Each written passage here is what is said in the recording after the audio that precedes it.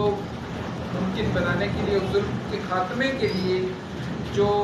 جدوجہد اور کوشش کی جاتی ہے، یہ تقویٰ کی مفہوم میں آتی ہے۔ اب آپ دوست اس پر غور کریں کہ جو ہے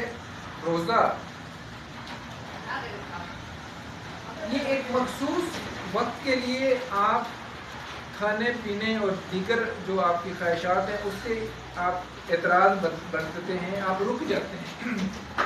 روزے کا جو ترتیب ہے وہ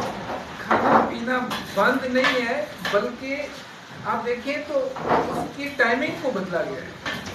اس کی ترتیب کو بدلا گیا ہے، اس کے اوقات کو بدلا گیا ہے، اور اس کے بعد جب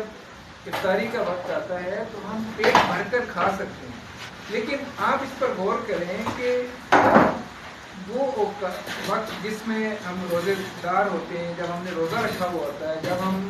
کھانے پینے سے روزے کی وجہ سے اعتراض کر ہوتے ہیں، باقی اپنی جائز خواہشات کو پورا کرنے کے حوالے سے ہم اعتراض کر رہے ہوتے ہیں، رک جاتے ہیں، تو اس کے باوجود بھی ہم کتنی جو ہے وہ جسمانی، ذہنی اور روحانی کرب اور تکلیف سے گزرتے ہیں۔ اب اس تکلیف سے جو